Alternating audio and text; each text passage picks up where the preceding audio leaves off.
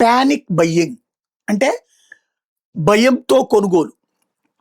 Gas అట్లా అవసరం లేకపోయినా మొదట ఇదివరకు 55,00,000 సిలిండర్లు కాస్త ఒక్కసారి 85, 90 లక్షలకి వెళ్ళిపోయింది బుకింగ్‌లు.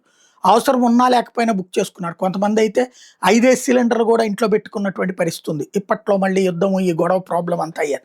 అంత ఇదుంది. అట్లాగే పెట్రోల్ నిన్న కొరత అనగానే హైదరాబాద్‌లో గందరగోళం నిన్న పొద్దున్నుంచి సాయంత్రం దాకా.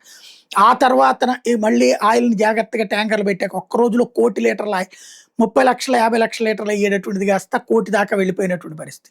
ఇప్పుడు నిన్న టీవీల్లో చూపించింది చూసి ఇప్పుడు ఆంధ్రాలో బిగినైంది. విజయవాడ, గుంటూరు ఏరియాల్లో బిగిన్ చేస్తున్నారు. ఎగబడటం, ఎవరికాళ్ళు ట్యాంకులు ఫుల్ చేసుకోవడం, 5 లీటర్లు కొట్టించుకునే వాళ్ళు కూడా ట్యాంక్ ఫుల్ చేసుకోవడం దగ్గర నుంచి బిగిన్ చేసి ఇక ఆటోమేటిక్‌గా ఎక్కువ పోయించుకునేది కాస్త బిగినైంది. ఇప్పుడిప్పుడే బిగిన్ అవుతోంది. ఓ 2, 3 బంకులు మూసేయడం లాంటివి చేయడం ద్వారా కొంచెం డ్రమటైజేషన్ బిగినైంది. వాస్తవంగా ఆంధ్ర, తెలంగాణగా దేశంలోనే ఆయిల్ కొరత లేదు. పెట్రోల్ కొరత లేదు, డీజిల్ కొరత లేదు. కానీ ఇట్లాంటి దాంట్లో కీలక పాత్ర పోషిస్తున్నటువంటి వాళ్ళు డీలర్లు. గ్యాస్‌దైనా ఇదైనా సరే. ఉంటది. కానీ ఇట్లా చేయడం ద్వారా బ్లాక్‌లోకి తీసుకెళ్ళేటటువంటి ప్రయత్నాలు జరుగుతున్నాయి. రేట్ ఎక్కువ ఇస్తే అమ్ముతామనేటటువంటి కొత్త మార్కెట్‌కి రంగం సిద్ధం చేయడం దీని వెనకాల ఉన్న ఉద్దేశ్యం. జాగ్రత్తలు తీసుకోవాల్సిన బాధ్యత అర్జెంట్‌గా ప్రభుత్వం మీద ఉంది.